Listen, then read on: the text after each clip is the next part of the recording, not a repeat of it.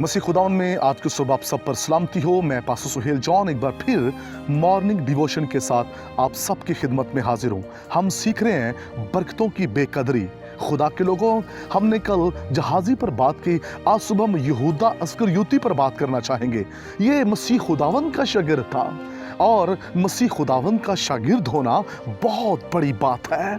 खुदा के लोगों, मसीह खुदावन की सेमिनरी बाबरकत सेमिनरी थी, जहाँ से इसने तालीम हासिल की। इसने मुनाजरे करना सीखे, इसने मुर्दे जिंदा करना सीखे, बदरूहें निकालने का तजुर्बा इसे दिया गया। खुदावन यसु मसीह ने इसको अपनी मिनिस्ट्री के अंदर फाइनेंस की खिदमत दी। खुदा के लोगों, इस शागिर्द ने क्या किया? इसने अपने बरकत देने वाले ही को बेच दिया। पीछे तो हम देखते आए कि लोग बेकदरी करते आए, यहां हम आकर देख रहे हैं कि इसने बरकत देने वाले को बेच दिया। इसने तो हद ही खत्म कर दी। कई हैं जो यहूदा अस्करियोती जैसे हैं, जो अपने बरकत देने वाले का सौदा कर देते हैं और क्या करते हैं, वो मसीहत को छोड़कर दूसरे मजहब में चले जाते हैं। मसीहत को छोड़कर किसी दूसरे मज़हब में दाखिल होना, किसी दूसरे मजहब को अपना बना लेना, याद रखिए ये एक खतरनाक स्पिरिट है। और ऐसे लोग दुख उठाते हैं। जिस तरह यहूदा अस्करियोती ने फांसी ले ली, वो बेटियां, बेटे, बहन, भाई जो मसीहत को छोड़कर दूसरे मजहब में जाते हैं, उनका हाल भी यही होगा। बेकदरा शख्स दुख उठाता है और उसने 30 सिक्कों में मसीह को बेच दिया।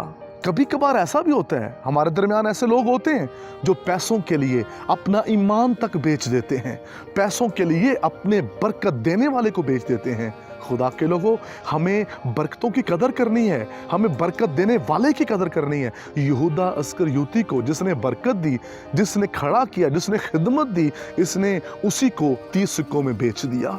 आज वो लोग जो अपने खादिम को छोड़कर दूसरों के साथ जा मिलते हैं रुपए पैसे के लिए, उनकी खिदमत कभी भी बाबरकत नहीं होगी। यहूदा के पास कोई खिदमत नहीं रही।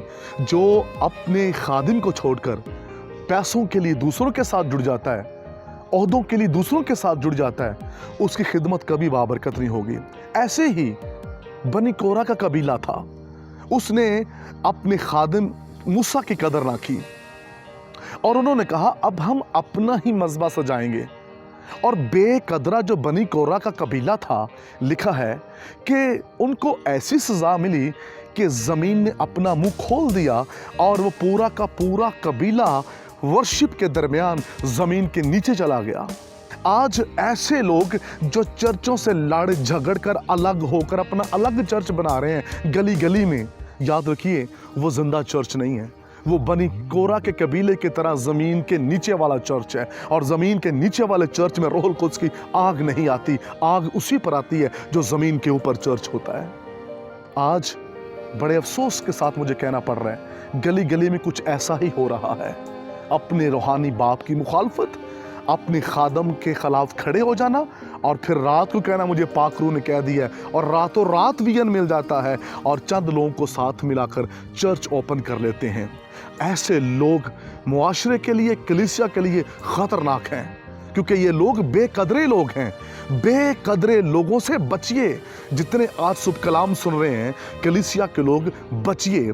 ऐसे चर्च बाबरकत नहीं होते। ऐसे चर्च में रौनक हो सकती है लेकिन बरकत नहीं हो सकती।